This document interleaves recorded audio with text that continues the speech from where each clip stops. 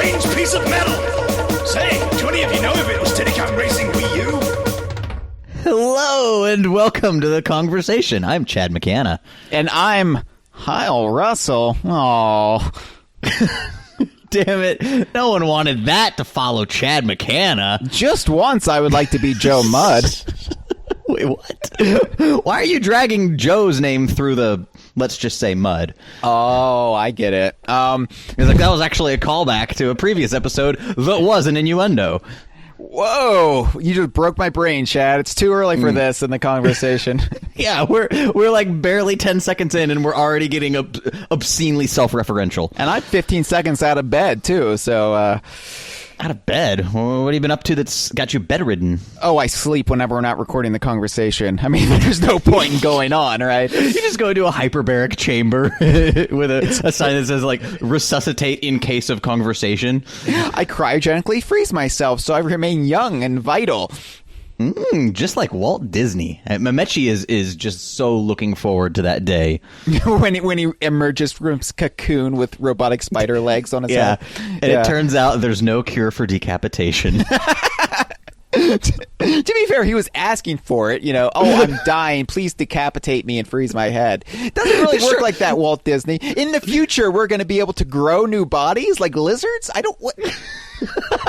Yeah, not just like a tail, which is, I mean, that's more of a distraction than losing a limb or a torso for that matter. But that's just a wives' tale, right? Walt Disney didn't actually do that. Well, sure, everything's a wives' tale, but yes, he really did that, and he's really frozen in a vault underneath Walt Disney World. You heard it here first, folks, unless you heard it elsewhere, but you heard it here last, folks. So Conker. Well, before we get to Conker, we've got some due diligence to get to. Yay! So this is a podcast that you're listening to.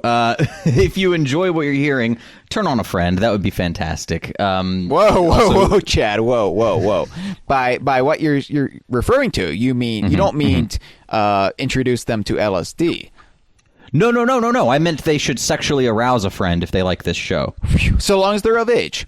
Right, of age, and we don't advocate drug use, but turn on a friend. All right, because I know 95% of our listeners are police officers, so we've just got to clarify. We've got to clarify. Oh, yeah, hence all the sirens in the background. Right. I will be moving apartments in the next couple weeks, so we'll get to listen to an all-new Brooklyn soundscape in the background of episodes. Oh, I hope there's construction workers giving cat calls. Yeah, that's actually the Kongversation callers, Hyle. Those are our pre-recorded calls that we roll in. Memechi is not an actual New York construction worker. Oh, I was wondering why they had the duck fetish. I was like... It's a very strange hiring process they go through at the New York City Municipal Works. So, we have social media out the wazoo. There's Tumblr, Facebook, Twitter, YouTube. We have a forum at dkvine.com/forum you can check out. And there's always fun hopping topics going on. Check out dkvine.com/Patreon. We would appreciate that. Any money you give us, and you can start at as low as $1, and you'll get 4 fabulous stickers just for the $1 tier. It's miraculous, literally a miracle. Well, I wouldn't go that far. Can I oversell these stickers anymore? It's a miracle in so much as that the Postal Service exists is a miracle. Yes, thanks, U.S. government. Thank you. But no, seriously, anything you could contribute to DK Vine goes back into the site and makes us bigger, stronger, and faster too. And we can, provide more Twitch streams, more YouTube content, more podcasts. More importantly, where most of our funds are going, allow us to go to places where Bora Bora.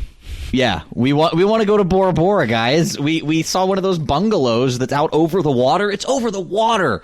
That's what the Patreon money is for. We're going to ask the Cabana Boys which Brothers Bear is best. Do not worry. it is going to be DK Vine relevant. Right, of course, but to get the best Cabana Boy opinion, you have to be in one of the bungalows out over the water. Those are the best ones in Warport. Absolutely. No, we're getting to E3. We're going this year again, but the funds really help us do that and bring you guys the sort of content that I think we are now expected to deliver. Well, this is going to be our second E3 too, so we're going to be a lot more prepared and not caught with our pants down around our ankles. We had no concept of what it was going to be like. I mean, to be fair, Reggie shouldn't have pantsed us. That was unkind. I don't know. He didn't even say anything. He just snuck up behind us, pulled our pants down, and ran away. We didn't even get an interview out of the guy. Yeah, we didn't even hear it coming. And bizarrely, he did it as his Muppet.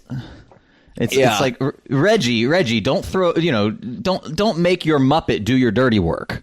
We can see you right there. You just have a hand up your own ass. Yeah.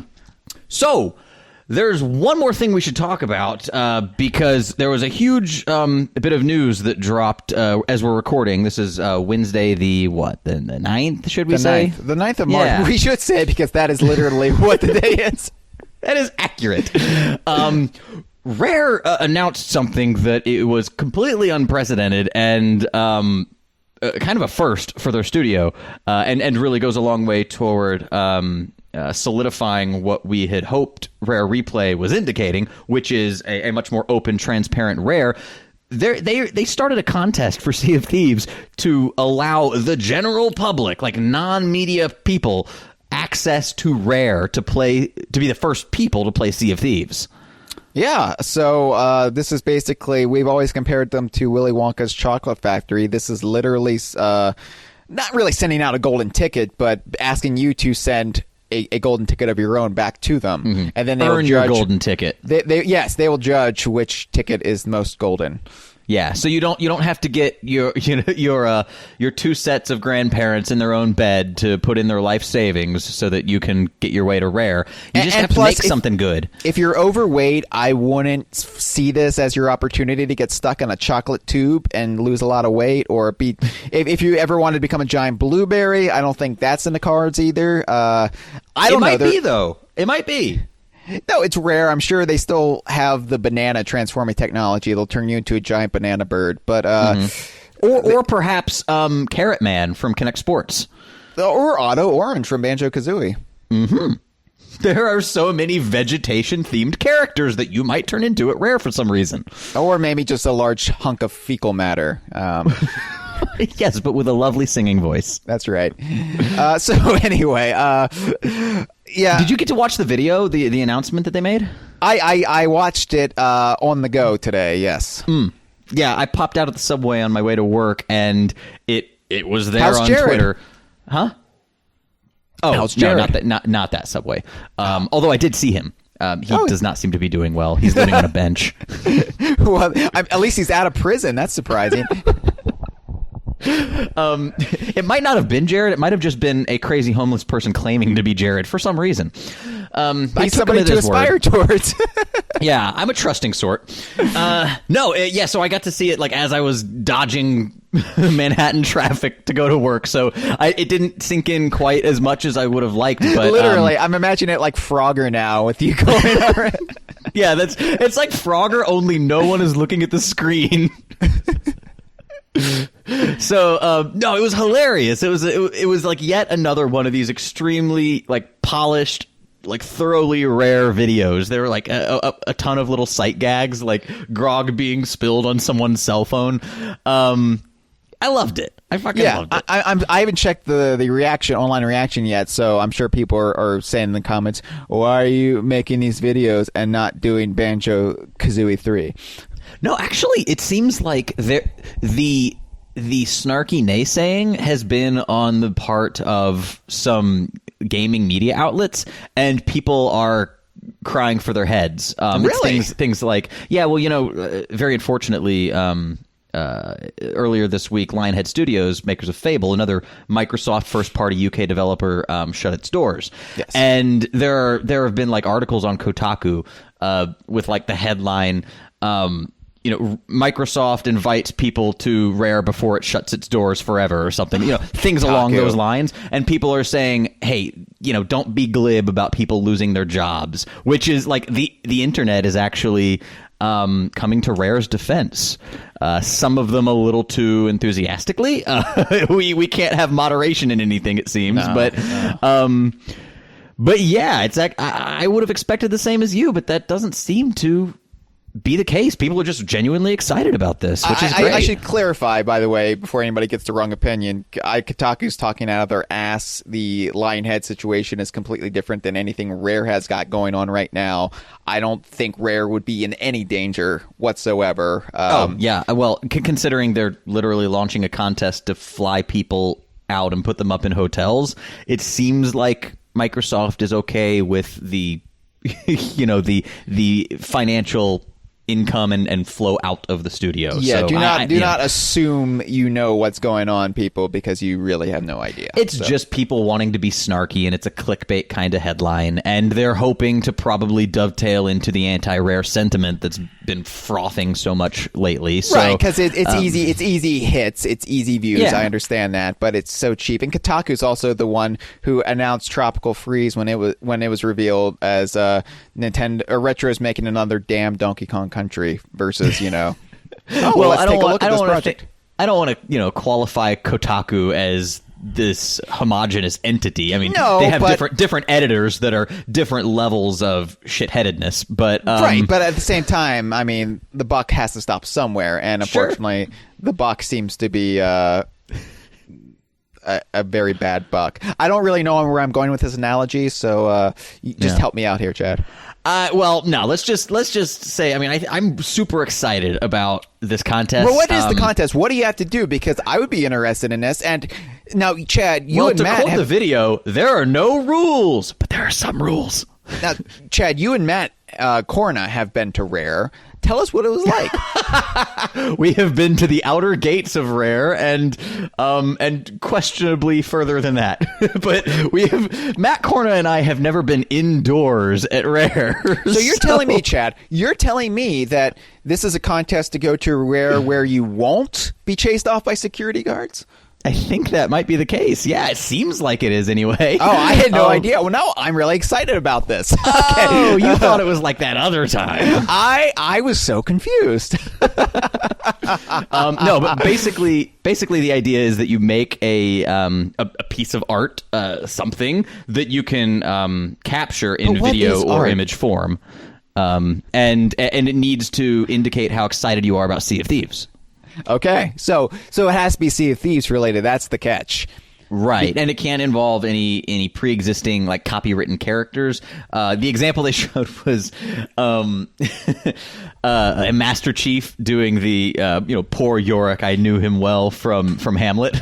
So no existing universes or copyrighted characters. What about Sea of Thieves characters? I don't know that. I don't know if they're going to allow rare characters. Like, can you reference Captain Black Eye in your thing? I don't know. Black Eye or Captain Bones? The only two real Sea of Thieves characters we can tie it all into. But the cat that had its fur missing a little bit, the rat. The popular parrot. IP. Yeah, so I'm not sure about that. There are some questions. There's also the deadline is sometime in the April 20s, I think like the 24th or 26th. Wow, way to give us advance notification, Rare. That's oh, come on. That's like a month and a half. Hey, I'm busy. I'm a busy guy. That's yeah. Wait, so okay, here's my question. Right. If it's to show how excited we are for Sea of Thieves and how much we're looking forward to it, and that's what this contest is, could we just submit dkvine.com? I think DKVine is lousy with pre-existing IP. Okay, because I was going to say... Yeah, the other caveat is one entry per person. Oh, okay. It's like Boyhood, though, because we've been working on this for 16 years. Oh, yeah. So we're sure to win all the awards for Prize, please. Yeah, just like Boyhood swept the Oscars. Yeah, but then Birdman's going to come in and steal it. Michael Keaton's going to come. Honestly, if Michael Keaton got to have a tour of Rare, as long as I got to watch from afar, I would be A-okay losing to him. I know, just so long as he could bring that gravitas and intensity that he brings to all of his roles. Friend of the show. Friend of the show. Well, hey, friend of Elvis and Slick Monty, Michael Keaton. Friend of our other show. Yeah, he did do a promo for our show. Michael Keaton did a promo for a college TV show, yeah. If you don't believe us, maybe one day we'll put it back up on the YouTube. That is, of course, if we meet the Patreon goal. Don't hold Michael Keaton doing a promo hostage. Anyway, yeah, Michael Keaton really did that for us. Yeah, thank you, Michael Keaton. But back to Rare. Back to Rare. So yeah, this is a really cool contest, and honestly, like I would almost hope like somebody who needs to be won over on Sea of Thieves wins it over like any of us. Like it would be nice if speak for yourself, Hyle. Well, it would be this nice. Is every man for himself. I want Sea of Thieves to do so well. And because Rare deserves it, and Sea of Thieves is like a game I've been waiting literally half my life for. So yeah, I think more than half my life. But I think like if somebody who was like a big internet tastemaker, like a JonTron, for example, won, and then they could promote Sea of Thieves and be all for it. Well, that's the question that I kind of have, because the cool thing about this to me is that it's not targeted at media people, and it's not in a media context. It's just, hey, come have a fun time at Rare playing a new game. It's I'm sure they'll have like Twitch stream events, or something will go on during the time they're there, because Rare's community team is just on fire with that sort of stuff. Yeah, but that's not the primary purpose from what the concept seems to the contest seems to be. So this isn't like when Rare Extreme went to Rare. No. These are not quite the lofty editorial ambitions of who was it? Was it Cool Boy Man who went to Rare, or was it Waza? I don't know. I think we have to check their birth certificates, because I'm pretty sure those aren't their real names. Cool. You mean Cool Boy Man McGillicuddy? Cool Boy Man sounds like a brand of Doritos. Yeah. Anyway, I saw the strangest Dorito in the store the other day. It was like a solitary Dorito, just sitting on the floor, and they're charging $1.99 for it. No, it was like a multi-cheese pack, and it was 4 different kinds of cheese powder, 4 different shapes. So they had a traditional triangle, all in the same bag. Like the triangle was nacho cheese. The Doritos 3D shape was spicy nacho. There was like a slam and pepper jack that was like in a curly Q. Doritos has been scraping the barrel for many years. I really hope this is the runners-up prize. If you can't get into Rare, then the second place prize is this bag of Doritos. Yeah, the Dorito multi-cheese pack. Let's talk about Conker, shall we? Yeah, let's move on.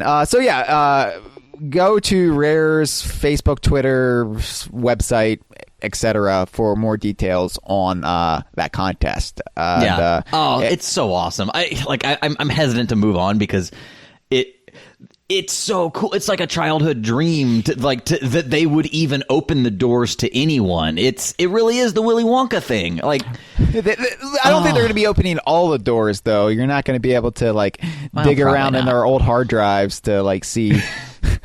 Play Saberman Stampede or something, but I think that's a very specific door that only someone from DK Vine would want to open, but yeah, who knows? Who knows? Which is why they're immediately going to reject our submissions. They're going to be like, no. Yeah, this is a legal firestorm waiting to happen. Yeah.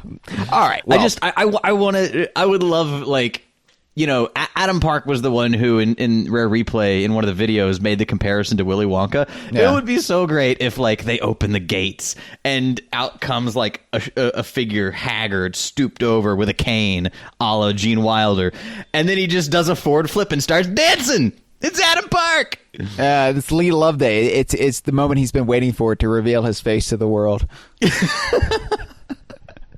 I would hope that. That's the thing. They say don't meet your heroes, and I would call that idiom into question after meeting a lot of folks from Rare at E3, but this is their home turf. This is their home turf, though, yeah, Chad. it is. It is. They could be monsters at home. They're on their best behavior in Los Angeles. They're the only people who go on their best behavior in Los Angeles. There's a reason Dracula has to sleep in his home soil.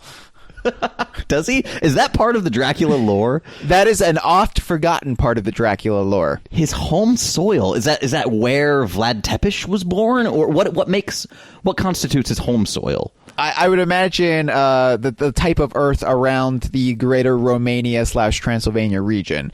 But I guess he has to travel with it in addition to his coffin. So, you know. So he's got to have like a few barrels full of dirt and his coffin. So he can't just sleep upright in the sarcophagus, the coffin. Right. So okay. The more you know about Dracula. Yeah, I call into question a lot of the depictions of Dracula that I've seen. Yeah, they're all inaccurate. All right. So they're all fictional. How dare they? Speaking of fictional characters, let's move on to Conker. So this is our very first character witness episode. Mm-hmm. And this is a new concept that I think you came up with, Chad. I know you came up with it. I'm the one who pushed for Conker. I'm the one who pushed for Conker this week, but you're the one who came up with the general scope of this concept. So why don't you fill people in on what we're doing here? Because this is not a Spotlight episode. This is not Spotlight Conker's Bad Fur Day. This is, and I think Conker's Bad Fur Day deserves more due than we could give it with just a hastily cobbled together Spotlight. And we obviously, despite the crazy firestorm around young Conker, it is worthy of... What? I have no idea what you're talking about. What? Oh, I'm sorry. I must have just gone into a fugue state and said some words. I apologize if I confused the audience. For more on that, check out our mini episode from the other week. Mini 004, Young Conker on HoloLens. Despite all that, I think Conker's Bad Fur Day still deserves its due, its time in the sun, and we can discuss that and more by just talking about the character of Conker. So the idea for a character witness episode is basically just doing an audio version and deep dive into that character's biography. Like on the website, most of especially the big name characters like Minogue the Racing Ostrich, have biographies. And I can't wait for that character witness episode. But we're Character 4 of the seasons year in 2004, yeah. Ooh, do you want to campaign for 2004? I said character. Well, voted by Electronic Gaming Monthly. That is. Oh, okay, of course. That's when Minogue debuted in 2004. Yeah. Okay. I didn't realize that Minogue was so big with the editorial staff of EGM, but well, for all gaming media, really, including Kotaku, strangely. Kotaku's just salty because they haven't seen Minogue in 12 years. Yeah, come on, Nintendo. They're really reaching out. They're striking out in the wrong directions here. The original headline said another damn Donkey Kong Country (parentheses) that doesn't have Minogue the Racing Ostrich without the Minogue. And usually, people just read headlines and share them. They don't get that far. So I think that lead might have been buried. They bury it. They bury the lead, and not in its native soil either. So, yeah, the idea is we're just going to talk about a character. It's not that complicated. Well, it is, Chad. It is very complex. Only we are qualified to do this. Let me tell you why. Because we're going to get into not just the character, but the cock in between, the cock in between the cracks, the details, the motivation, the cock in the cracks, the evolution. The evolution. I'm just talking over you because I'm trying to bury what you're trying to say. Because I'm not going for a pun here, but we're trying to get to the why of Conker. Okay, Conker Bad Fur Day just celebrated its 15th anniversary, but let's go back before Bad Fur Day. Back before any Conker games, to the implied backstory of Conker. Ooh, okay. So, when Conker was young, what do we know about him? Well, Chad, we don't know much. All we know are some details filled in from some dialogue in Conker's Bad Fur Day, and strangely enough, the Diddy Kong Racing story. Really? Okay, so the Diddy Kong Racing story, I'll need you to fill me in on, because obviously I know the narrative, but you must be referring to. Well, no, you couldn't be referring to the DS version because Conker wasn't in that. That's right. Well, in the instruction manual, I mean. But sure. Okay, so we know that Conker, and we presume that the world he lives in is called Willow Woods because that is what it was called in Conker's Pocket Tales. And granted, it was never referenced as such in Bad Fur Day or any other game since then. But I think we've gotten to see a little bit more of the area surrounding the Cock and Plucker, Conker's favorite watering hole. So I'm assuming that is part of Willow Woods because that's the area that Conker's familiar with. Right, and I view the area in Pig Reunion as the area halfway between Pocket Tales and Bad Fur Day, which makes sense because he frequents the Cock and Plucker from both that and his new castle home at the end of Bad Fur Day. So it's something that's you can travel back and forth to with ease. So right. But we know he went to school with Rodent, who is the heroic, if not naive, squirrel soldier from It's War. The one who had like a new military device strapped to his body that was basically just set to blow him up. Right. I think the implication there is that he was kind of the runt of the military, and so they just used him to test all their potentially deadly harmful devices. Yeah, but don't worry, Hyle. Much like our favorite episode of the X-Files, Rodent had a change of heart at the last minute before blowing himself up. So we're what 2 or 3 weeks removed from this episode. It's clearly caused a stain on our souls. That the fact that we've referenced it pretty much every episode of the Kongversation since it's an abomination. Anyway, so we know he was, I guess, I don't know if he was friends with Rodent. It's kind of hazy on how close they were. I think they knew each other, and it was a familiar face in the middle of hostile enemy territory, so Conker was pleased to see him no matter what. Yes, but I don't think they ran in the same circles. I think it was just kind of one of those acquaintances you have in grade school that you immediately distance yourself from just because of any lack of common interest. Well, it's Rodent is obviously like an archetypical nerd kind of character. He's the America loves nerds, Chad. Big Bang Theory just celebrated its 200th episode.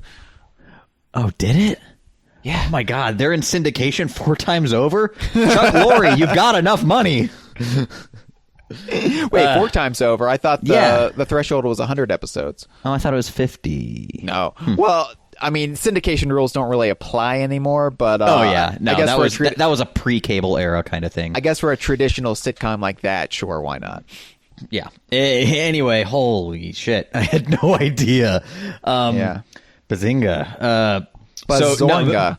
If Conker or if Rodent was kind of the nerd character and Conker just sort of tolerated him, I think that maybe like elementary school age they were probably really close friends, but Conker went down the more popular route. Yeah. I don't see Conker as like being some jock or like big man on campus. I think he was just kind of an everyman, kind of middle of the road. Like he wasn't getting stuffed in lockers, but he wasn't like captain of the IDARB team or anything. Right. Yeah, we're not. I don't think we can do breakfast club rules. The Cider House rules on Conker. Rest in peace, Robin Williams. But rest in peace, Anthony Michael Hall's career. And rest in peace, Michael Caine. Wait, Michael Caine's dead? Yeah, did you hear? No, he's okay. George Martin died, the Beatles producer. I know. Man, that's so sad. Well, he was 90, and he was like basically deaf, but okay. He was in his 90s. All right, well, okay, that's not quite so sad. He lived a rich, long life. He did. I mean, the world is a darker place without him, but it's not like David Bowie, where it's just like he had like several good decades left. Why are you taking him from us? Death. And yet Phil Spector lives on behind bars with his 4 walls of sound, or three walls and a barred exit. I gotta be honest with you. Our stupid schlocky shtick has ruined me because every time you say Phil Spector, I think you're saying Phil Spencer. I'm like, why would you want Phil Spencer dead? He's a saint. Never. Phil Spencer's amazing. All right. Anyway, tasteless jokes about the dead notwithstanding. Rest in peace, George Martin. Rest in peace, Beatle. George Martin. Fifth. Phil Well, Spector. I don't wish you any specific harm, but you're kind of a terrible dude. Well, sixth Beatle, George Martin, after Billy Shears, of course. Seventh after Yoko. Well, what about Pete Best? Well, Pete Best doesn't count. He's like Beatle number 0. Pete Best doesn't count. He's the only other person from the original Beatles that's been played on a released record. All right, whatever. Yeah, Stuart Sutcliffe wasn't even on a actual Beatles recording. Yeah, at least Pete Best was on like some of the Hamburg stuff, right? Or was that Ringo? He was on the Hamburg recordings. Yeah, which I have every version of Under the Sun, including the $100 German import box set. Oh, I've seen your iPod. It's expensive. It's like, do you have anything that's not by the Beatles? You're like, Klaatu? Oh yeah, I have Wings. Hey, I have Wings, and I have the Fireman. Mm-hmm. And you've got Paul McCartney, and you've got Paul and Linda McCartney. That's right. A la Ram. And Paul McCartney and Michael Jackson. Do you just have the single of Say, Say, Say? Or No, did they collaborate on a whole album? No, well, they did Say, Say, Say, and they did another song, too. Damn it, what's the other song?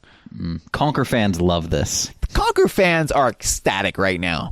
I will tell Conker fans what they're thinking, all right? So anyway, yeah, I think Conker was just kind of like, a floater. He seems to me to be just kind of non-exciting at this point in his life, you know? A floater? Now that's what I call a bowel movement. Poop. Yeah, but well, come on. We're not going to talk about Conker without having some really juvenile toilet humor. By the way, if you want to know more about Conker without the weird Beatles-related tangents, check out the new Did You Know Gaming video on YouTube. None other than Malik, frequent conversation caller, and also AKA the Cartoon Gamer, did the video for Did You Know Gaming, and it's fantastic. It's really good. Like when I saw that Did You Know Gaming was doing a Conker video, I kind of dreaded watching it. And as soon as, hey guys, I want to talk about Conker, I was like, oh my god, it's Malik. This is going to be good. I know. And it's so nice to see. And he even went to Rare's defense. It's lovely to see like a measured, even-handed, non-inflammatory, clickbaity video about something as high profile as Conker, given recent news. That doesn't descend into just the easy, low-hanging fruit, inaccurate narrative that we see so often. It's just refreshing to see facts and enthusiasm. But even then, I actually learned some things I didn't know. Like, oh yeah, yeah. So I was pretty impressed with how thorough it was. So yeah, definitely check it out. Anyway, so going back to our horrible episode that in no way compares to Malik's Did You Know Gaming. We do know, and this is where Diddy Kong Racing comes in, Chad. We do know that at some point in Conker's young pre-Diddy Kong Racing life, he met Donkey and Diddy Kong. Yes. So let's get into that. So was there? Do you have that Diddy Kong Racing story in front of you, or like what was the specific verbiage where Conker said, "Oh, I remember Diddy and his friend Donkey"? Oh, you want me to be prepared for this episode? Well, luckily, I have the whole of human knowledge right at my fingertips, Chad. So let me type it in. Diddy Kong Racing Instruction Manual. Oh, there it is. Fantastic pod. Hey. It's the 21st century, man. What do you want? I mean, I know this isn't the way they did podcasts back in the 18th century, but all right. While you're looking that up, I'll look up how to synthesize an alien cure from stem cells. I'll be Googling that over here. Oh, so, see, you're alienating the audience right now by your frequent X-Files references in a non-X-Files episode. If only I were alien DNAing the audience, then they'd all be saved. All right, so in the actual story, the written story, it here's where it mentions Banjo and Conker. And this is when Diddy's trying to get his recruits to battle Wizpig. Finally, he decided that his friends Banjo and Conker would still enjoy an adventure, even if it turned out their services weren't needed. So the ape, and Diddy's not an ape, he is a monkey, shame on you, Rare. So the ape dug out a pencil stub from the mess of his bedroom and hopped back into his seat. Whistling for Squawks, his own makeshift carrier pigeon, he began to scribble out a couple of messages of his own. So, So at this point, Conker and Banjo are both being sought after, not as Timbers Island residents, but because of their own adventuring acumen. Or at least... Well, here's what it says under Conker's bio. Medium acceleration, medium weight, good handling, medium top speed. That's all important to know about Conker.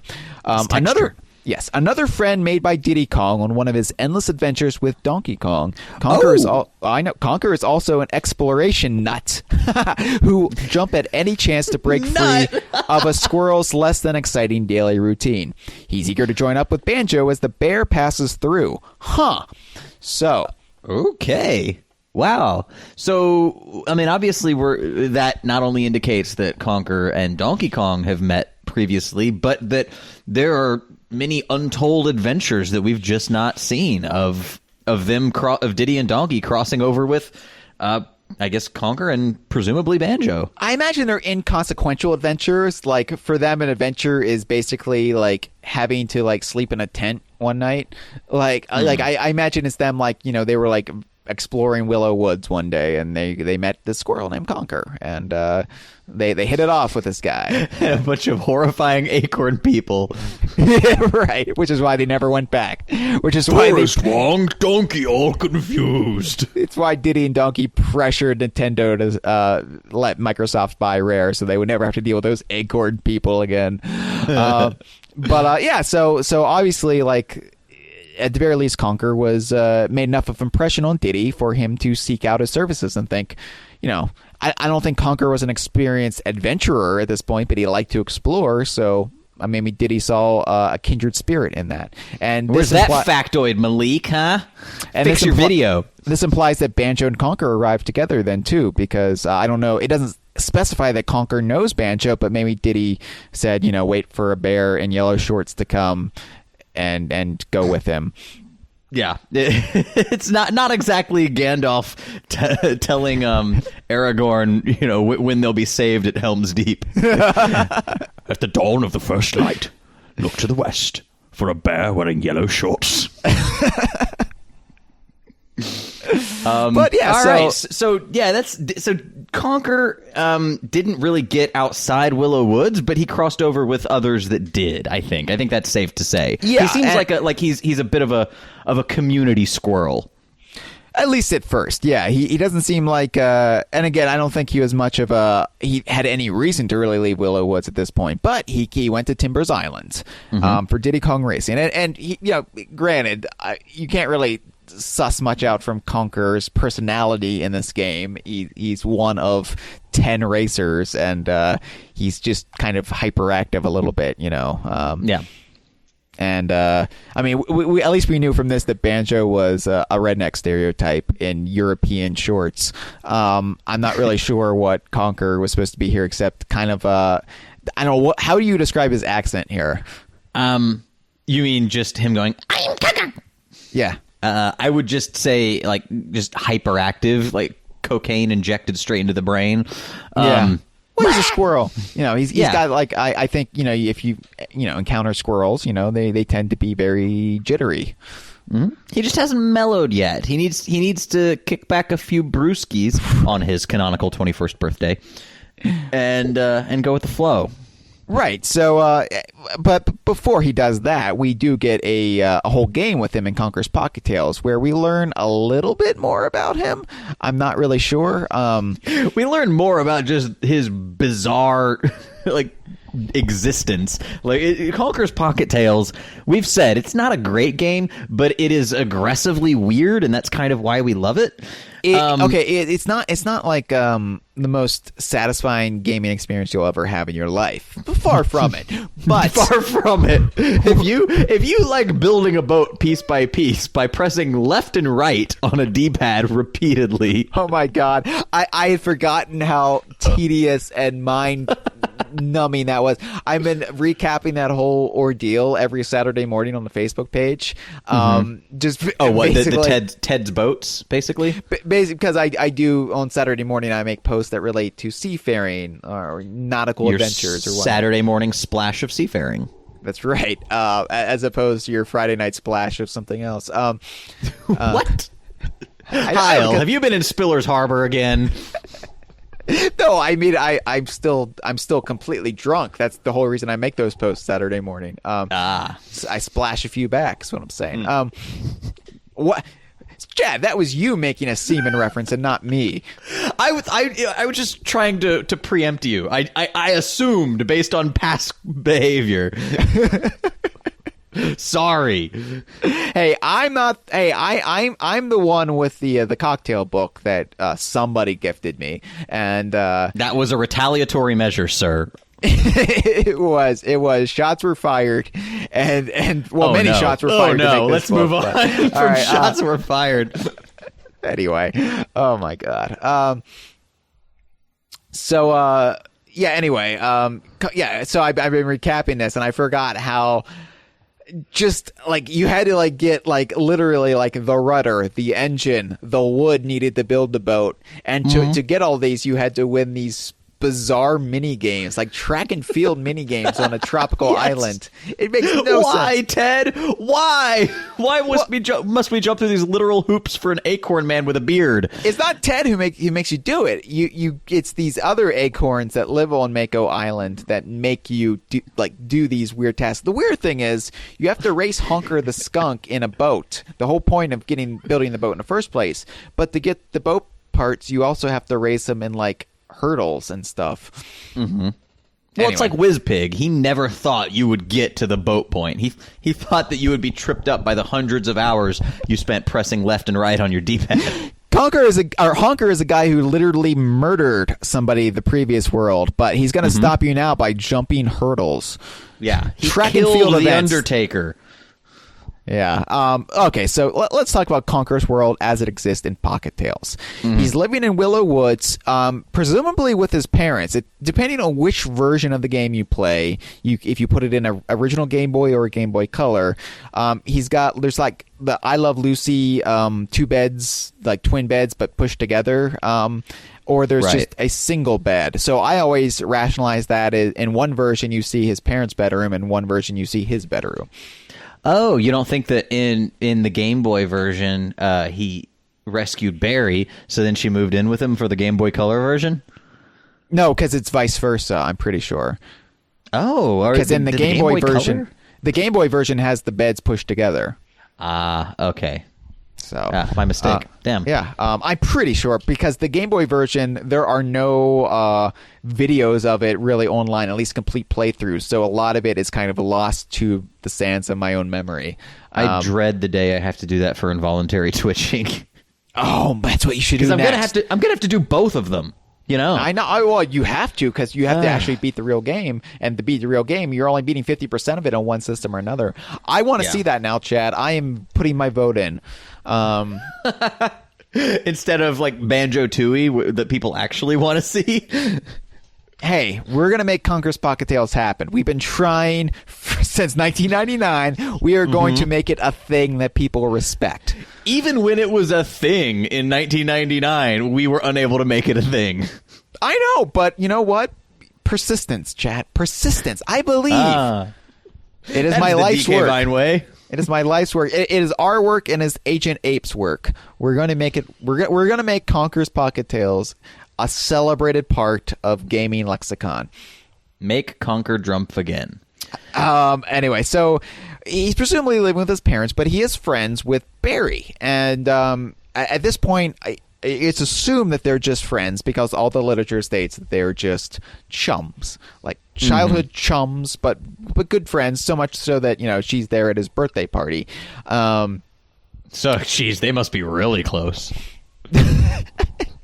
Well, considering we didn't see anybody else at his birthday Oh party. yeah, Rodent didn't show up. Well, he probably wasn't invited. He probably wasn't invited. Anyway, Because this would have been Conker's 19th birthday. yes. Yes. Presuming If he turned 21 on or around March 2001, then we have to assume that these were depicting the events from March 1999. Well, here's the thing about that. In a lot of promotional material and for Bad Fur Day, it said that he was celebrating his 21st birthday, but nowhere in the actual game does it actually say he's celebrating his 21st birthday. He's just out with the boys. But it's not contradicting what's in the game, so it's supplementary canonical information. Perhaps. Until a word of God, like a Chris Seaver, comes down and says, nope, I refuse to acknowledge Nintendo's marketing effort to make alcohol unappealing to underage gamers. I'm just saying that, like, it could be like a Tiny is a tax accountant type thing, like one of those things that just it wasn't created by Rare. It was just like marketing's brainchild. So I don't know. I don't know. It seems a little stronger than the Tiny Kong thing, because not only was that Nintendo, but that was German Nintendo, which is like a separate arm. Like, we're talking about Nintendo of America Don't knock here. the Germans. They gave us I'm not knocking the Germans. I'm just saying the Germans have a lot of good ideas. The Autobahn. Volkswagen, Volkswagen, maybe not so much, considering they kind of fudged their the emissions. Yeah. That Go was probably, on. What other good ideas has Germany had? No, honestly, the whole Volkswagen thing turned me off Germany. That was probably the most shameful act in German history. Really, kind of an atrocity. If we're going to get you might say. I mean, you might say, they're gassing the populace with their emissions. All the emissions. Yeah. Shameful. So, anyway, I'm just saying in the Nintendo pecking order, it goes Nintendo Japan, Nintendo of America, and the rest, which is unfortunate, because I think that the rest of the world deserves more than the Professor and Marianne of Nintendo. To be fair, Russell Johnson does a great job working for Nintendo marketing. I mean, the German wing of Nintendo marketing. I mean, he landed on his feet, and who knew he spoke such fluent German? That's right. Him. Yeah, well, he had a lot of time on that island, so a lot of time to think of another career and learn other languages. Yeah. Okay, do you really want to be meeting the Harlem Globetrotters on a deserted island for the rest of your life? So we'll have to just beg to differ here on when exactly Conker's birthday is. We could say it's either when Pocket Tales came out or when Bad Fur Day came out, and then you adjust the other for whatever. But okay. He's either turns 19 or 20 in Pocket Tales. So we know he's kind of got a rival at this point named Honker the Skunk, but I don't really know how much of that is pre-existing before the adventure. We know there's a skunk running around that looks remarkably like him, who shares a name that's very, very similar to his, but we don't really know if they're like childhood enemies or if it's just like... Was he recruited by the Evil Acorn? Yeah, was he recruited by Evil Acorn because of the similarities? So, Conker could get framed for murder or whatnot. Right. We know Honker was working... If I were an evil Droop, that's where I would go. Droops? For more on Droop-related humor, back us on Patreon so we can get Elvis and Slick Monty on YouTube. Wink. Yeah, episode 4 of season 2 is positively lousy with Droop humor. It's the National Droop Council should have really cut us a paycheck, because we did more for Droop awareness than I think they realize. Than I think anyone realized. Even the people who would have been made aware of Droops. We had a lot of good puns in that episode. A lot of good puns. So we know Honker was working with Evil Acorn, but I think Evil Acorn could have possibly just recruited Honker based on saw him in the supermarket one day. It was like, I could use that guy, because we presume that Evil Acorn didn't really have a beef with Conker per se. He wanted to kidnap Barry, because we know Barry has some level of fame prior to this, because she had the autographed picture of herself in the Rusty Bucket.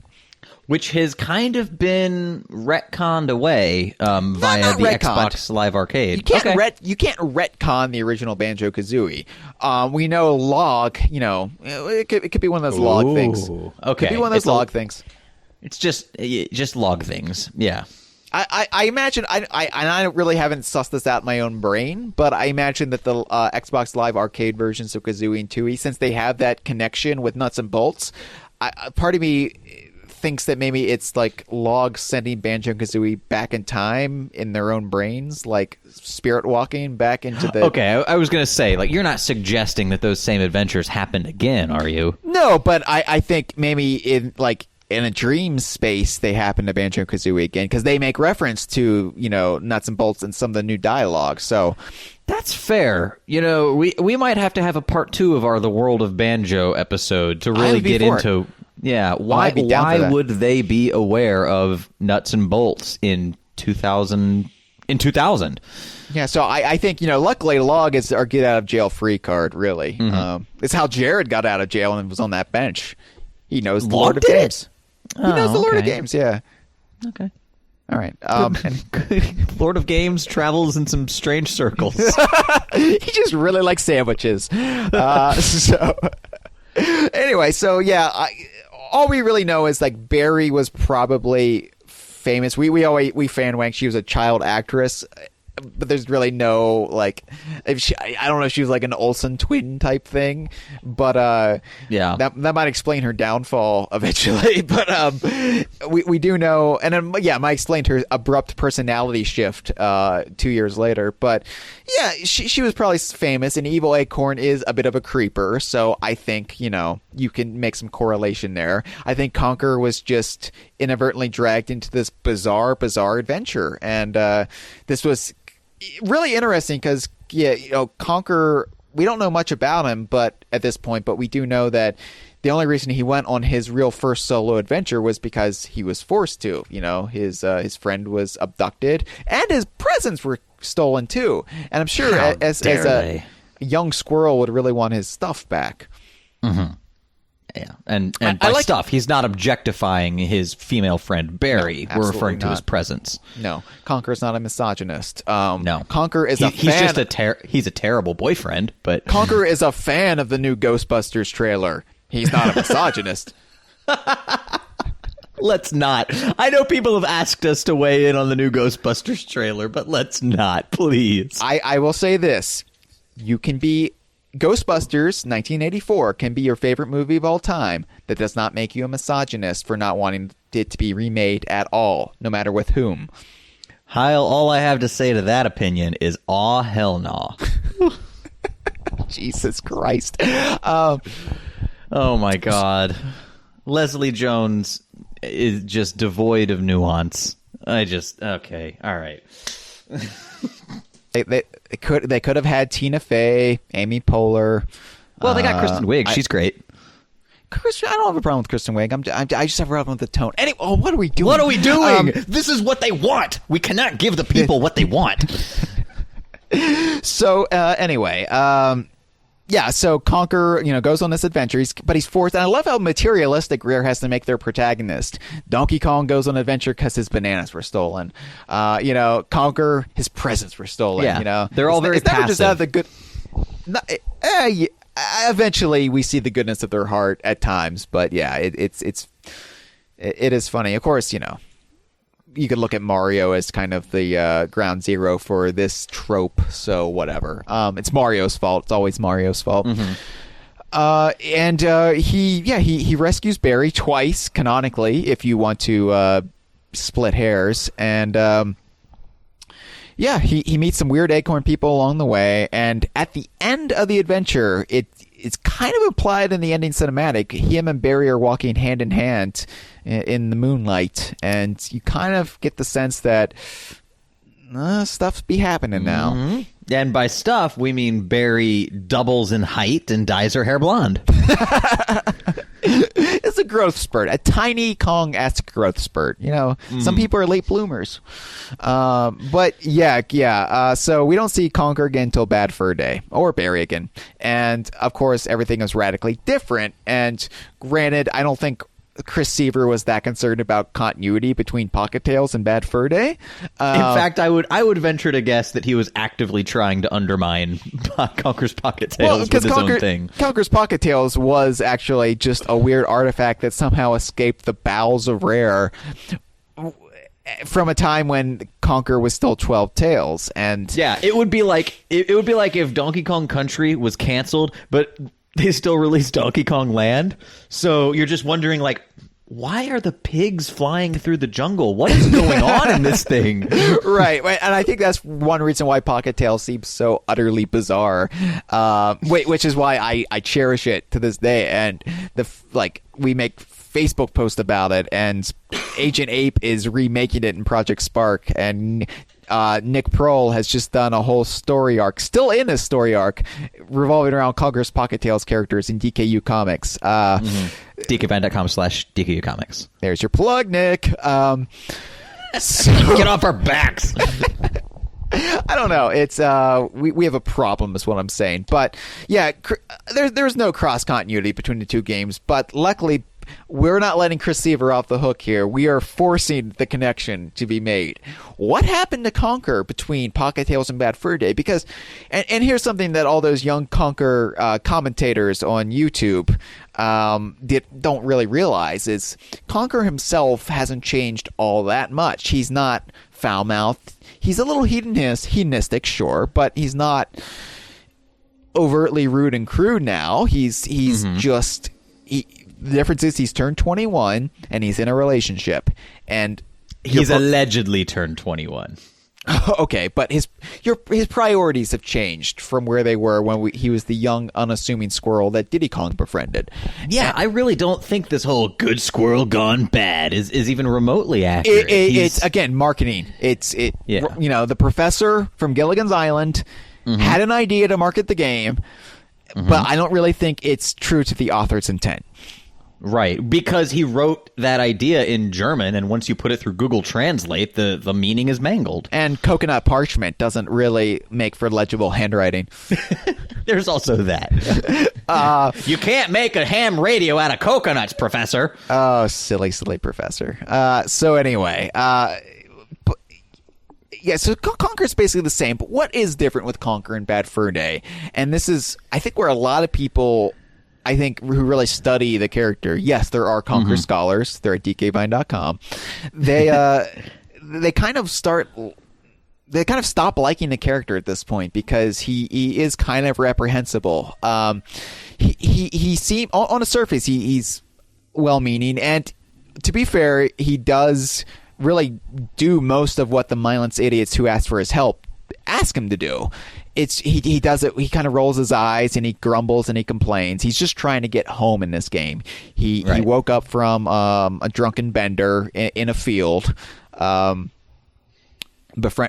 Bertie the Scarecrow, and he's just trying to get home. But he does do good deeds along the way. Granted, he botches things half the time too and makes things considerably worse for some people, but he's still got a good side to him. But the difference with Conker... he does go off script on a few occasions, and one of them results in out-and-out murder. Yes, and that is where people... Well, he murders a couple times in the game. Yes, but I think a murder of the innocent happens on one very noteworthy occasion. Yeah, so that's what I was getting to. But I think really the core difference with Conker here is he's in a relationship, he's drinking more, he kind of has a shorter temper, and honestly, he's really greedy. He's concerned about money above all. He's materialistic more so than just the guy trying to get his birthday presents back. He is cash hungry, and yeah. Well, I would say he's become an adult, and he has the concerns that an adult has. Finances, comfort. What is his job though? Like, he doesn't have a job, like, or Banjo and Kazooie's job for that. No, none of these characters have jobs. They are. Well, we don't know about Conker, do we? We know what his job is. We know what his job is post Bad Fur Day, but we don't know. Right. But he was all we saw of his little slice of life was, we know that he has a house with Barry, and we know that he was out one fateful night drinking with his friends that were going off to fight some war somewhere, so he's not very worldly. When you say friends, I don't even think they're friends. They're soldiers he met in the bar and just hit it off with because alcohol makes everybody friendly. Oh yeah, and they even coerce him into spending a lot of his money that night. So now here's my theory. Okay. Now, I'm not trying to throw Barry under the bus because that is wrong. And I think both of them are equally to blame. But I think we're not misogynists. We don't throw women under buses here. Which probably happens in a new Ghostbusters movie. That's on them, not on us. It'll be hilarious when Melissa McCarthy does it. There's going to be a ghost bus, I'm sure, something, I think Barry and Conker are just toxic. They're great friends, but when they actually got in a relationship and became adults, they were just wrong for each other. And you see it. You see it all the time in real life. Just a bad mix. And especially if they're not working, and maybe maybe she was cut off, or maybe her parents stole all of her child actress money, as happens to child actors, their parents squander it all, or maybe she's just not getting much work now that she's no longer young and cute, and she can't make those. Maybe she and Conker just are not giving each other the affection that they need, and they've sort of soured. Well, I'm trying to explain why they're so money hungry, why they're always looking for a quick buck. And so I think they're having financial issues. That's putting a strain on their relationship. But also, they're just Conker, and Conker's escaping it by going to the bar. This is all my interpretation, by the way. None of this is canon. But no, I think it is, though. I think it's pretty clear because Barry, he's out there. I think she bought it. He's trying to mislead her about where he is. Right. And she doesn't care. She's working out. She's not picking up the phone. And then she doesn't recognize him just because he's wearing a caveman headdress. To be fair, Chad, you have pulled that trick on me many times, and it's always worked. You had no idea. You're like, who am I, Hyle? How does this caveman know my name? I'm so confused. Is this a Geico commercial? I miss the Geico caveman. Did you hear they're retiring the most interesting man in the world?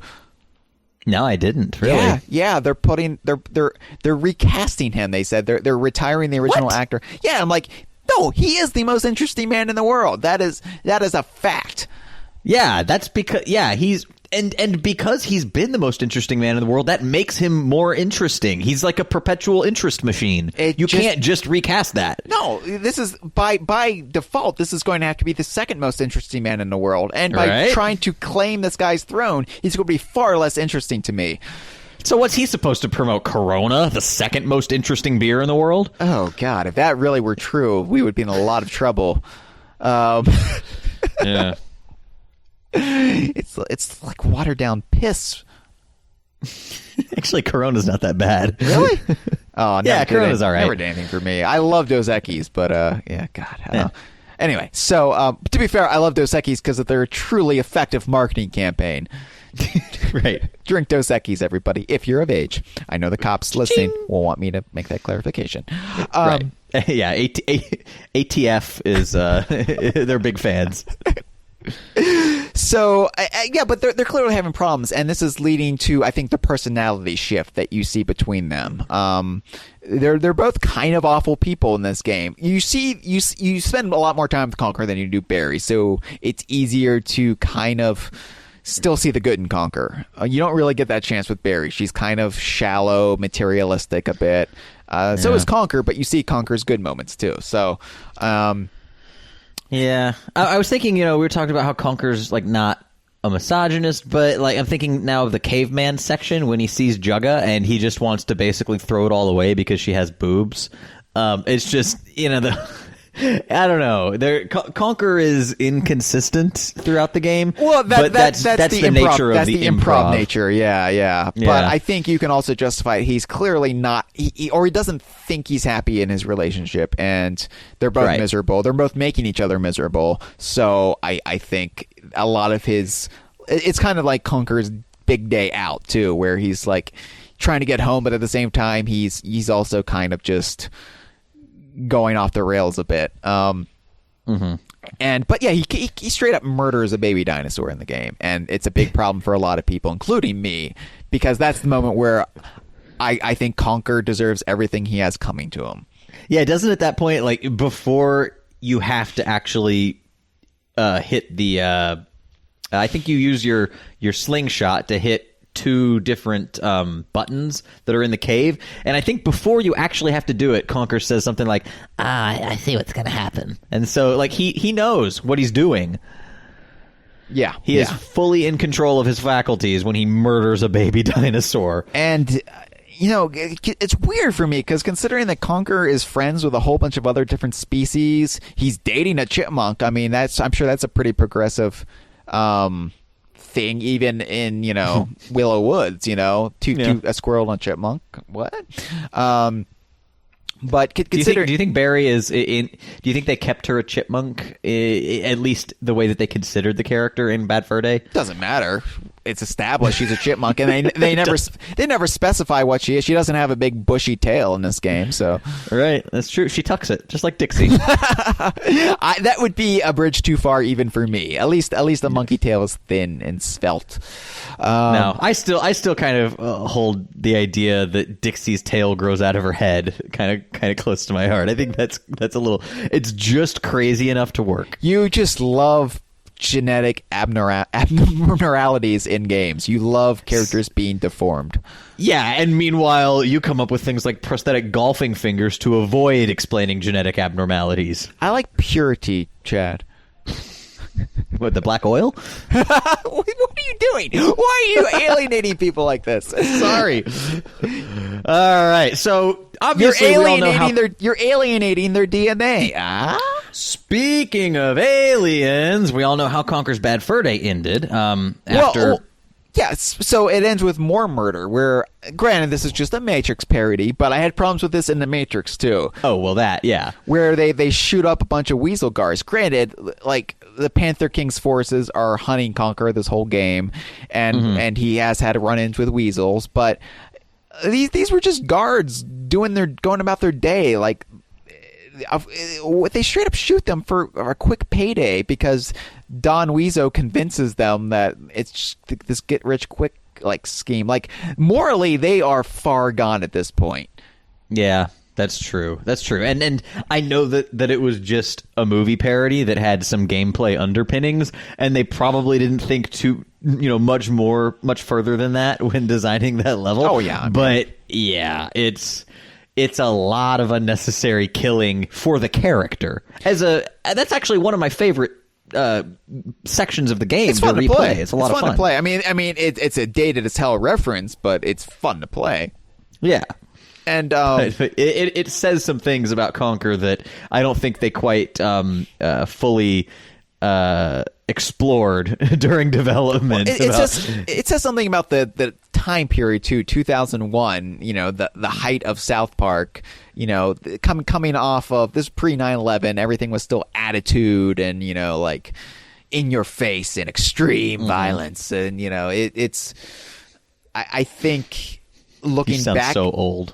Well, now looking back at it from 2016, yeah, it's a bit too much, and even South Park has mellowed in its years. It makes more social commentary than anything, Oh, well, that happened after about 2 seasons of South Park. No, I know, but I'm saying like even it was able to evolve from that cultural pigeonhole. Oh, absolutely, yeah. And so the bad thing about Conker is it's kind of deadlocked in this because Bad Fur Day is pretty much the only true solo fully fleshed game we've had with Conker since then. So it's just that impression of the character and what the acts he committed are kind of locked to this era in time.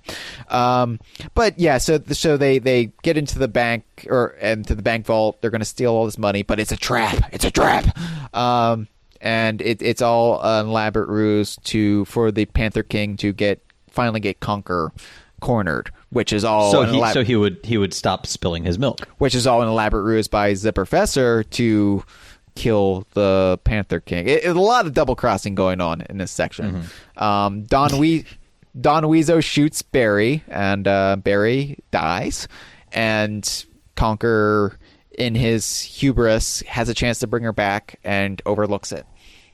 Yeah, he decides to save his own skin instead of, well, I guess the option would have been there for him to save both himself and Barry. I don't think he was thinking clearly, because how often do you talk to a programmer who has limitless potential? You know, he was at that point, like Barry had died and he was in shock and he was trying to fight his way out of the situation, and it only dawned on him when he was out of it. I don't really hold this against Conker, as I do the Bloopy and the Weasel Guards, but yeah, it's something that I think haunts him more than those deaths do. It's something that profoundly affects the character from this point on.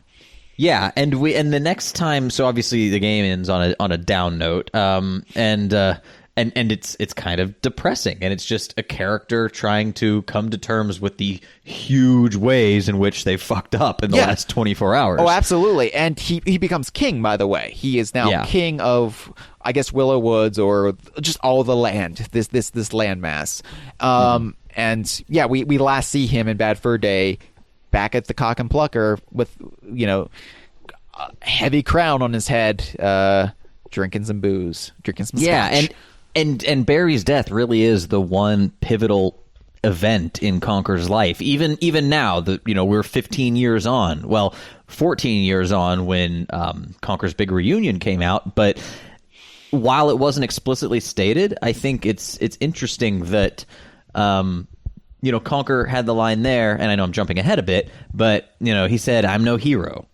I think he's thinking of these events and what a colossal mistake that he made on his big day. This is why Conker is actually a fascinating character, and people who are outside of our little world or bubble would scoff and laugh at that. But honestly, he is a character who has had a lot of stuff happen to him, and he has had this moment, this turning point in the game series where he can never be the same character he was. And honestly, I'm glad we never really got a true sequel, or at least haven't to this point, because I think the potential is there to really screw it up, which is why Big Reunion was such a relief for me that they did not screw it up. But it was obviously, from a gameplay perspective, Big Reunion was limited by that platform, the Project Spark platform, but they got the character right. They nailed them. Oh man. So, but yeah, game characters, valuable IPs, usually by law of common sense, they're unchanging. They're, Mario, he's gone through design iterations until they finally settled on the current one that, Charles Martinet started voicing him in 96. But, they get deadlocked. Well, before that, actually, I think Martinet started in like 93 or 94 at conventions. Okay. But in game, though, it's me. Okay. Yeah, it didn't start till the N64 era. Right. And so, because until then, I had like, a gruff guy, like a "Hey, paisanos!" Yeah, or Bob Hoskins, But yeah, right. he had a very blue collar New York Brooklyn aesthetic, Donald Trump. Not blue collar, but for that's Donald what Trump. I always think of when I think. I was going to say when I think blue collar. Yeah. Well, Mario. They should really market Mario steaks, Mario wine, Mario. Mario You University. can only find my steaks at the Shopper Image. So, sorry, derailed by Donald Trump thoughts. But yeah, so these characters, these IPs, they usually stay the same. Like Mario has never had to deal with the death of Luigi, or Yoshi, getting struck down in the prime of his life at the end of the adventure, really scarring him and informing the character from that point on. You could pretty much play Mario game in any order and not really be informed of, this has happened to the character. I think the only time there's really been much continuity is stuff like, the airship sunk from Super Mario Brothers 3 and I'm now swimming in it in Super Mario World. But that's not character related stuff. That's just some of my, I know it's non-canon, but some of my favorite things that I've seen on Super Mario Maker are when they'll set you up with situations where in order to progress you have to kill Yoshi, but they also give you like an easier route that you can do if you kill him, but if you keep him, it makes your life much more difficult. So people have actually embedded moral decisions into the levels of Super Mario Maker. There's some really cool stuff going on there that obviously is going way beyond what Nintendo intended with a Mario platformer. But I just wanted to bring that up as kind of a cool alt fan take on Mario. So what you're saying is you, the people, are doing it better than Nintendo. Yeah, I mean, well, you oftentimes get that with crowdsourcing. I mean, there's a lot of schlock on Super Mario Maker. It's like it's not as if the public would be capable of, on average, coming up with Super Mario World. That's just hit after hit level. They're fantastic. That game is great through and through. Yeah. But every now and then you're going to find someone who has some really clever ideas because you're casting an extremely wide net of level designers instead of just allowing a team of few to make it. Absolutely. Okay. So, but my point though is that Conker is a superior character to Mario. Obviously. but yeah, really, and this is really why like any ideas we've ever had for a sequel all revolve around the momentous impact that the loss of Barry, brings upon Conker, and obviously he goes through a period of depression, stone cold depression. We don't really see him come out of that, but we do know starting around 2005 onward, we've had bits and pieces of Conker's life post Bad Fur Day. And usually, we've never had a full-on sequel, but we've had in canon, in universe, in game glimpses of his life. Obviously, the biggest one was Big Reunion last year, but before that, there was Conker Live and Reloaded, which was not, it was a remake of Bad Fur Day with some new multiplayer elements that, tell you the prehistory of, Willow Woods and the future, oddly enough, but and a few key changes to the Bad Fur Day adventure that we've basically contextualized as a slightly askew retelling of the Bad Fur Day events. I think our explanation was that Conker, it's him reflecting on that day, right.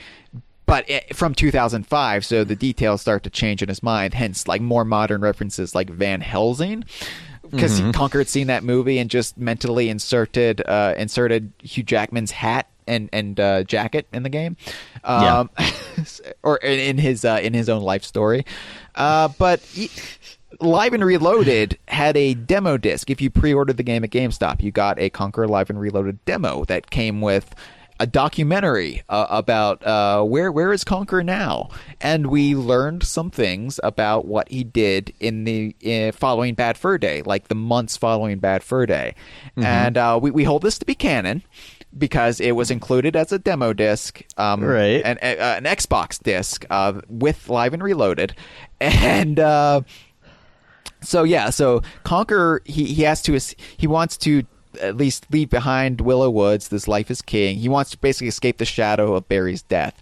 So naturally, he tries his hand at stand-up comedy in America. He moves to California.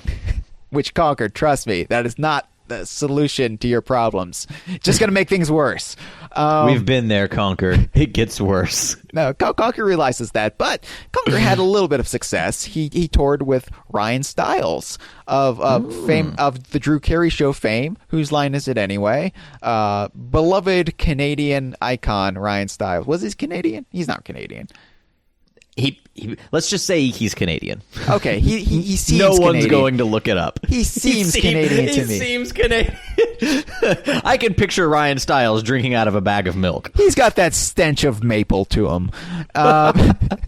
So he probably knows Steve from Rare Gamer because all Canadians know each other, and they all look the same. To be honest, there's a few times where I've been talking with Steve from Rare Gamer, and I'm like, "Whoa, Ryan Stiles!" And no, Hyle, for the last time, I am not Ryan Stiles. Why is Ryan Stiles soliciting Lee Loveday for drawings of Mr. Pants? I don't understand this world. Yeah, you'd think he would be asking the whereabouts of Conker, considering he's his old stand-up friend. So yeah.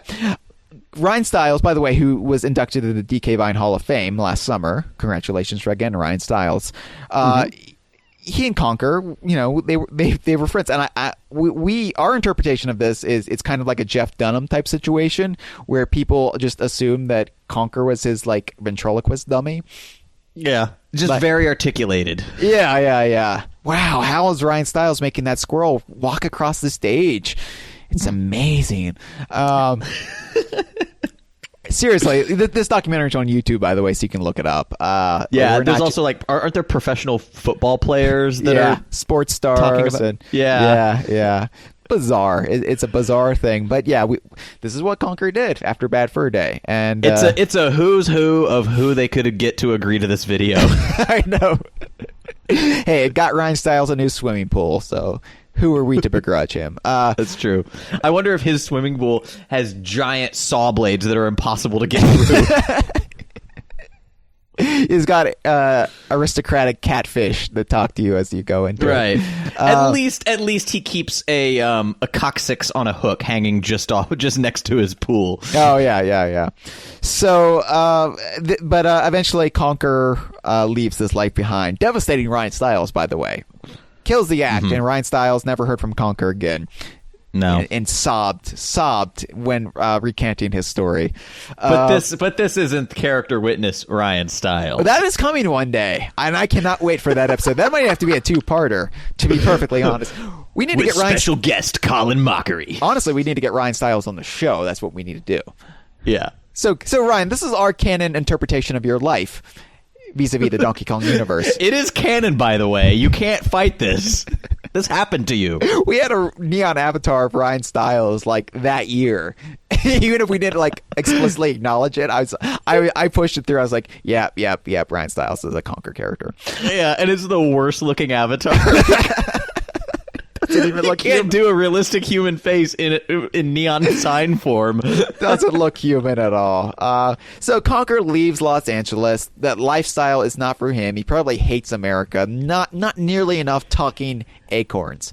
Right. I know that's why I hate this country and why I want to make America great again. Forrest Wong 2016.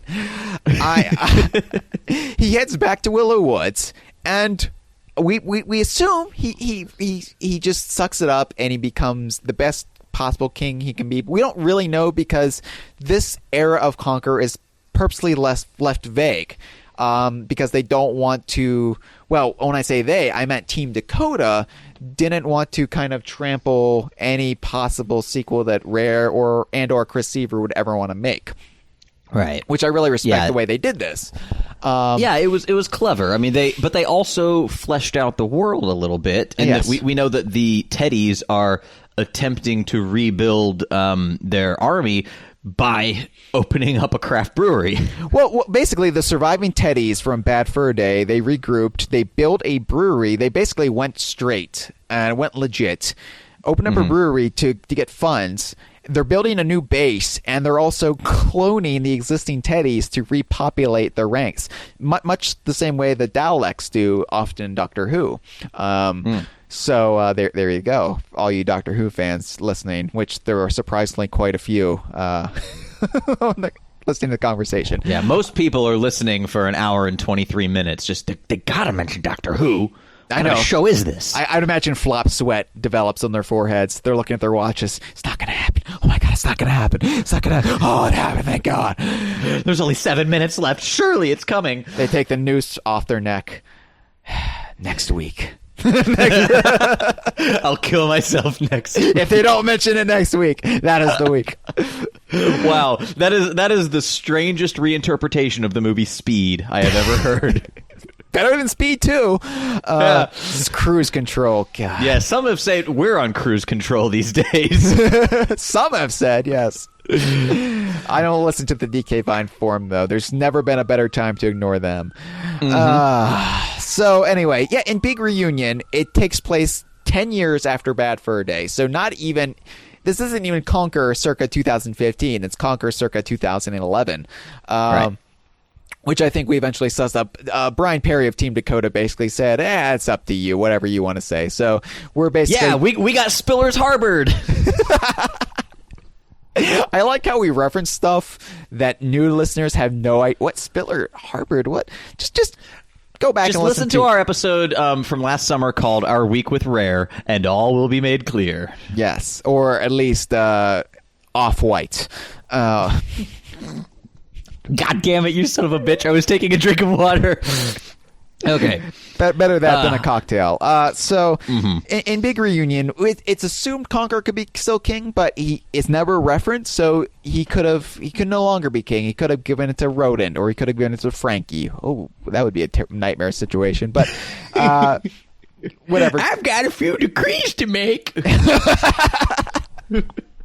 So Conker, he's meeting up with some old friends, presumably like Rodent and maybe some of the soldiers from Bad Fur Day. It's never made clear on purpose. And the thing about Big Reunion is there was only one released episode, and it's up to us to finish the story in Project Spark. So yeah, this is basically choose your own canon, choose your own personal canon. We at DK Vine cannot make any declarative statements about what happened in Big Reunion. We just know that Conker we meet back up with him, and he's meeting up with some old friends, and those old friends, it's assumed that they got kidnapped by the Teddies, but they leave him a note that says, screw you, Conker, you're only out for yourself, we hate you. And Conker's just like heartbroken. He's like, what did I do?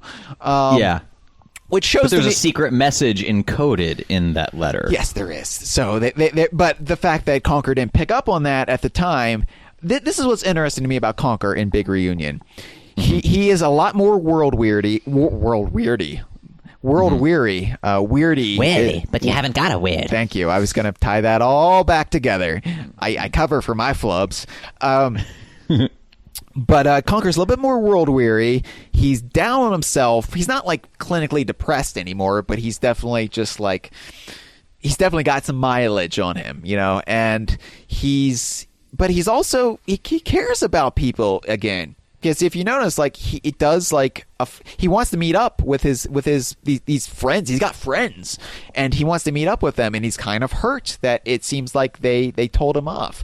So. Yeah. I think this shows that in a decade since Bad Fur Day, he's definitely become, I don't want to say a more moral character, but he's definitely become a lot more closer to the Pocket Tales iteration of Conker. Well, whatever happened to him between Pocket Tales and Bad Fur Day, he's kind of worked his way back from. He's still a drinker. He's still a hardcore drinker. He's also apparently a little pansexual when he's been drinking, because he had like a bisexual orgy with you don't know the gender of those little squirrels from Project Spark. It's to be assumed that there are some penises slipped in. Okay, it's fair to enough. Be assumed. It's hard to tell who's entering who in a situation like that. Well, one of the squirrels fully entered his rectum. Fully. We do know that. He got full on Richard Geared. And you want to talk about urban legends? Walt Disney Frozen Head, Richard Gere gerbil tube. To the two top and 200% true. DearSnopes.com. I heard on the Kongversation that Richard Gere liked to fuck himself with gerbils. Is that true? Well, if it's on the Kongversation, it must be true. Yep. We're a bastion of journalistic integrity. Absolutely. Just like Kotaku. His sexual proclivities, you know, he's very open, that Conker, and it was good to know that. But yeah, he seems to be a lot more likable in Big Reunion, and he's exactly where I'd want him to be 10 years after Bad Fur Day. And I like that there's that ambiguous state in between. Besides the whole touring the country with Ryan Stiles, there's really not much we know about that time period, and I like that. I like that it's a blank slate, but somebody in the right hands that could go back and really flesh out that story.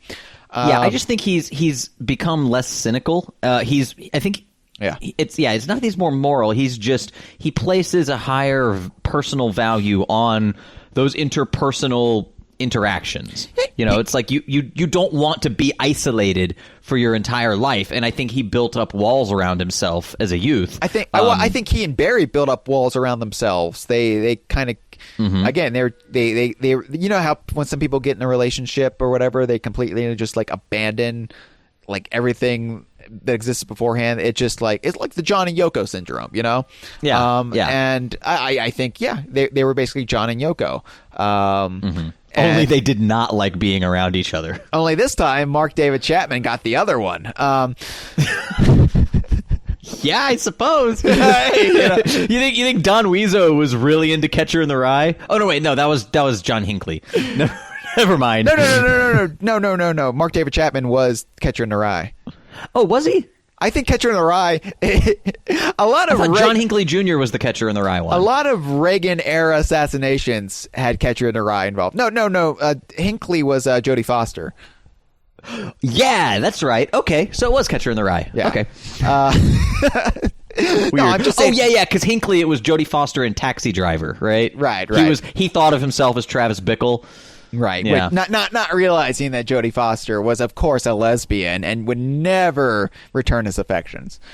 Yeah. She would have. It has nothing to do with the fact that he's a psychotic murderer. Right. She attempted murder, and she Attempted. would. And you don't know. She would have. I mean, I think that's a pretty bold statement to make. Happy Valentine's Day. I just shot the president for you. It beats the hell out of did he do roses. that on Valentine's Day? No, I'm just making a joke. I mean, it beats the hell out of a Vermont teddy bear, right? It does. So, anyway, yeah, I think as horrible as this is to say, like, he and Barry needed to break up, and the only way that would have happened, I think, is if one of them had died, and. Well, or they would have both just naturally matured and realized they were no good for each other without the need for wanton violence.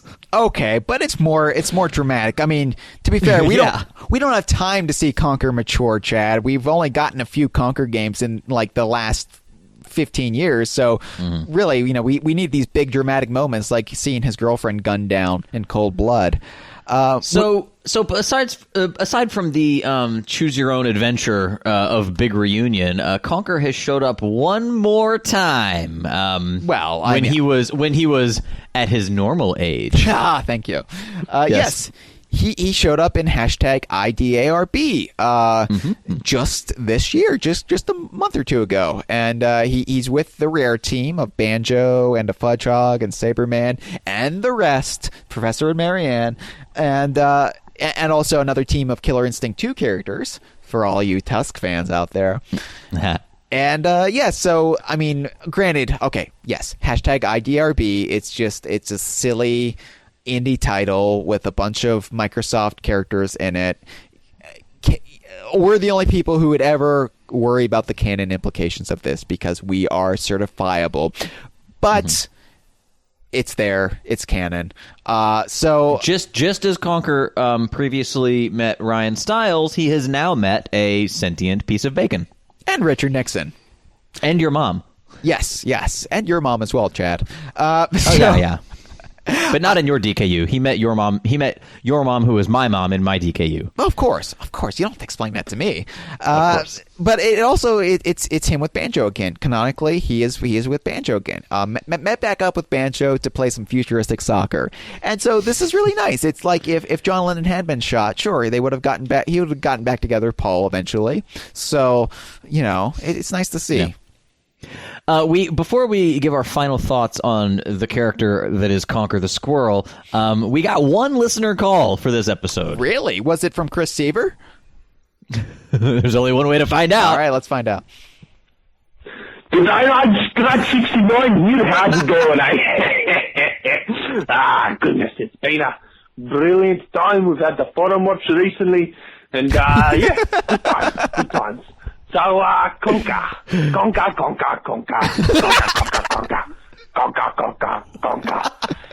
He's brilliant. But, what I reckon is brilliant about Conker is not his early shit. It's about, and it's not about the rude shit either. It's about the fact that they've got the balls to do bloody parodies of films. And I reckon there's, some great material for the future. So, with Conker, right, he could be in, like, The Notebook, playing as Ryan Gosling in Some New Lass's Betty. He could be in a film such as Deadpool, by breaking the fourth wall over and over again. He does that. Is that kind of like the eighth wall? he could do something like, I'm trying to think of, 50 Shades of Grey. Oh, boy. Oh, that would be brilliant, wouldn't it? Yeah, I'm already imagining that in my mind. That's some good BDSM.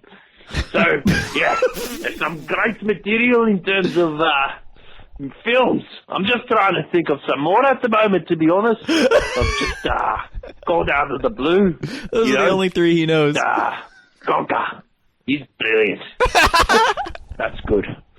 Anyway, I really disguised this call so I could talk about pornography with Sasha Grey and Nelson Mandela. What? I'm looking forward to that shit. Sasha Grey and Nelson Mandela. Grey. Do you reckon Nelson Mandela, he you know how Sasha Grey does the anals?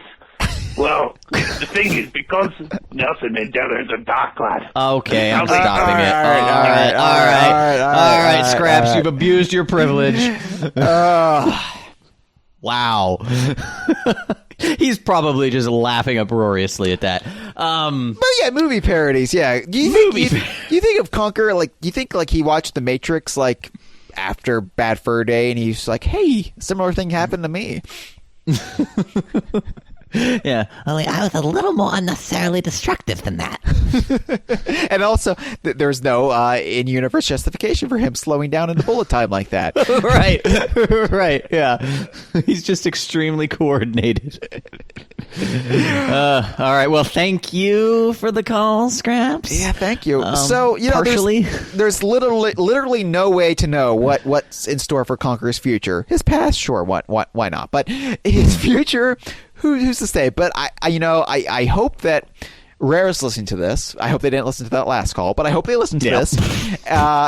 Jesus. And I hope, you know, they realize that there is a lot of consistency to Conker, and that if they're ever going to pick up those reins again, that, you know, to respect that and, you know, build off that, because he really is, I think, the most interesting squirrel in the world.